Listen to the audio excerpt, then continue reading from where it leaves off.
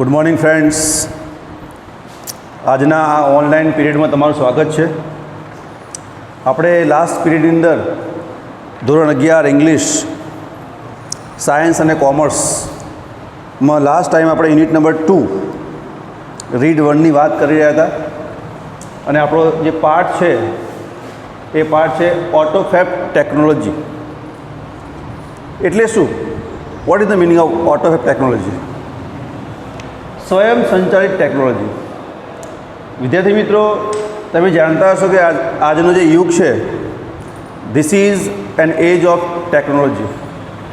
અને હવે આ જમાનાની અંદર જે પણ વસ્તુ બનશે એમાં નવી ટેકનોલોજી આવશે.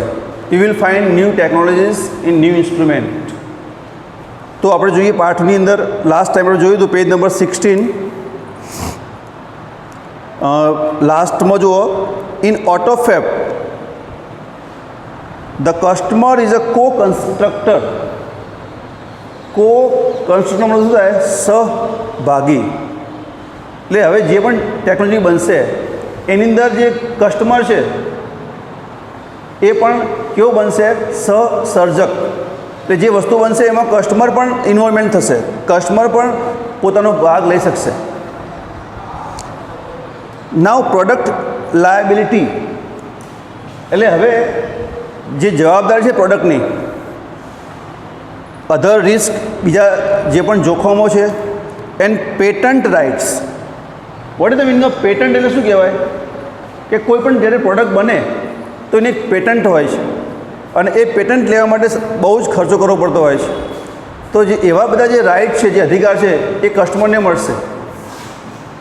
મે બી શેર્ડ વિથ ધ કસ્ટમર્સ. એટલે કંપનીના જે પણ પેટન્ટ છે, કંપની જે પણ રૂલ્સ છે, એ કસ્ટમર જોડે શેર કરશે.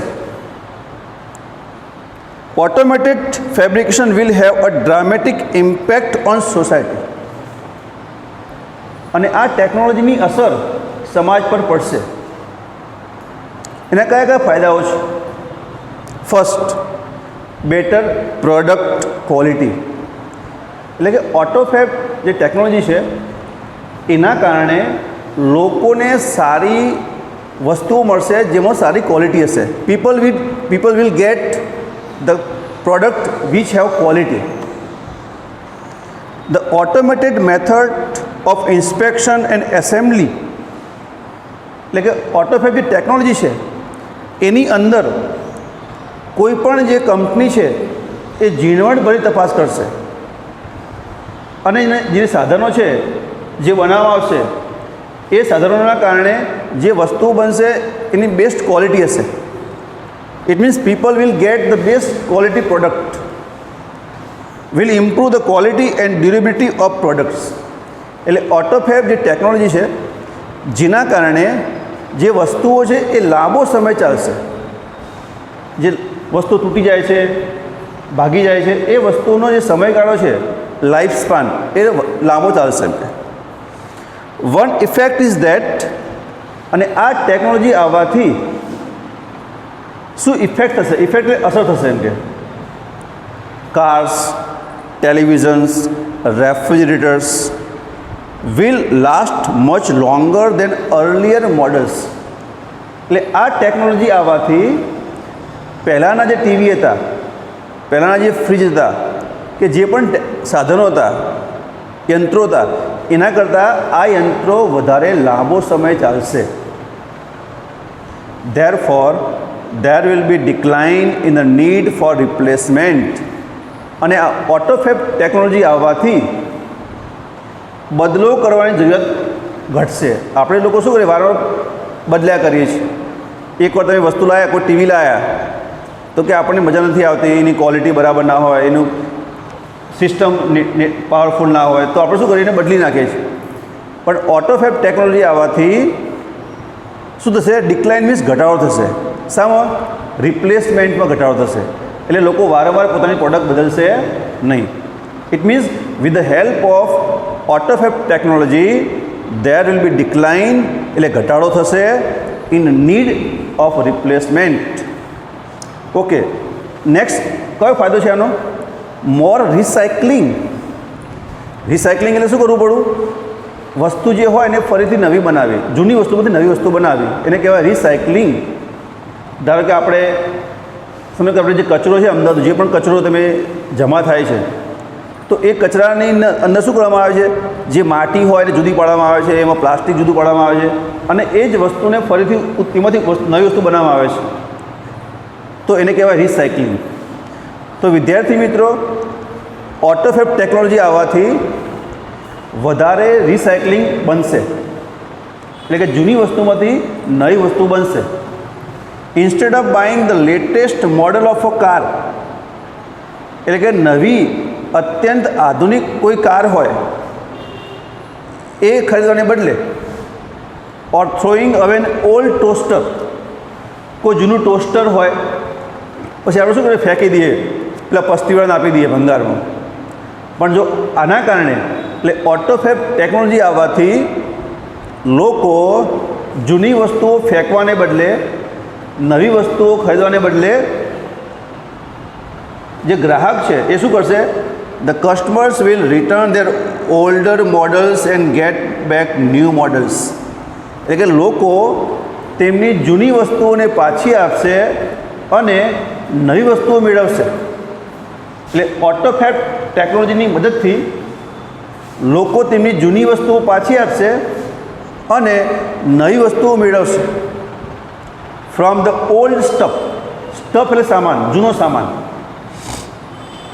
એટલે કે આ લોકો શું કરશે, જે ગ્રાહકો છે એ જૂની વસ્તુઓ પાછી આપશે અને ગ્રાહકોને નવી વસ્તુઓ મળશે.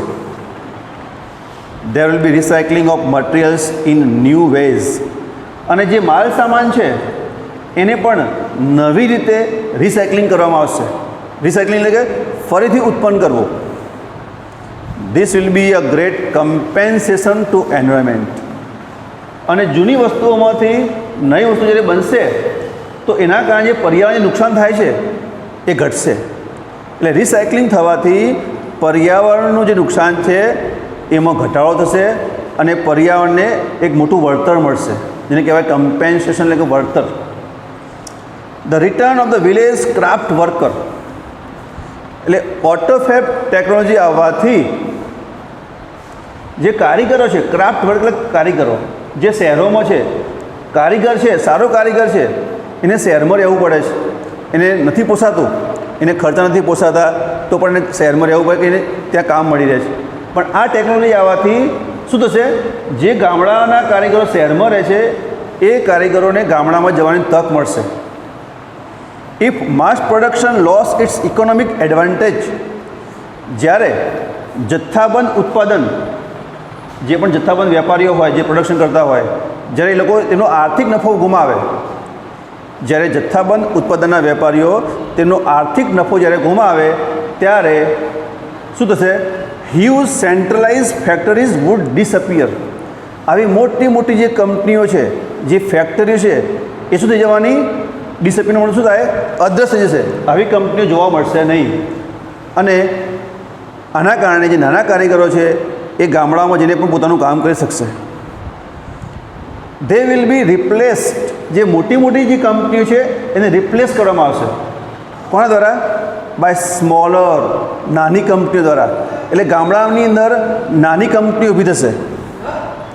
એન્ડ કોમ્યુનિટી બેઝ ફેસિલિટીઝ, એટલે ગામડાની અંદર નાના અને સમાજ આધારિત સગવડોથી એક નાની કંપની ઊભી થશે અને મોટી કંપનીઓ એક સમય અદૃશ્ય થઈ જશે. Big factories will disappear. There will B continuous decline, અને સતત ઘટાડો થશે. ડિક્લાઇન મીન્સ ઘટાડો. In the amount of human efforts needed to produce material goods. એક સમય એવો આવશે કે વસ્તુઓ બનાવવા માટે જે માનવીય પ્રયત્ન જોઈએ, જેટલા માણસની જરૂર હોય એટલા માણસની જરૂર નહીં પડે, ઓછા માણસથી પણ વસ્તુઓ બનશે. એટલે માનવીય પ્રયત્નોમાં ઘટાડો આવશે. Then the customers may be served better by local owner and operator of a manufacturing shop. અને આમ થવાથી જે સ્થાનિક વેપારીઓ છે, જે સ્થાનિક જે લોકો વસ્તુઓ બનાવે છે, મેન્યુફેક્ચર વસ્તુ બનાવનાર, એ લોકો ગ્રાહકોને સારી સેવાઓ આપી શકશે. એટલે નાના લેવલમાં નાના ગામડાઓની અંદર જે કંપનીઓ બનશે, જે નાની કંપનીઓ બનશે, એ આસપાસના જે કસ્ટમર છે એ લોકોને સારી સેવા આપી શકશે. Thus, the factories will become decentralized. આમ આ મોટી મોટી જે કંપનીઓ છે એ કેવી થશે? That is called વિકેન્દ્રીકરણ થવું. વિકેન્દ્રીકરણ થશે. And naturally talented village craft workers will be back with a bang. અને એક સમય એવો આવશે કે જે કુદરતી જે સારા સારા કારીગરો છે, જે જન્મથી સારી કળા આવડે છે, એવા કારીગરો ગામડામાં બેક થશે. શાના કારણે? Because of autofab technology. તો મિત્રો, તમારે હોમવર્કમાં આ પાઠના શબ્દો લખવાના છે, શબ્દો તૈયાર કરવાના છે, આ પાઠને ધ્યાનથી ફરીથી વાંચવાનો છે, આના જે પણ પ્રશ્નો હોય એ લખવાના છે હોમવર્કમાં. Friends, thank you. આવજો.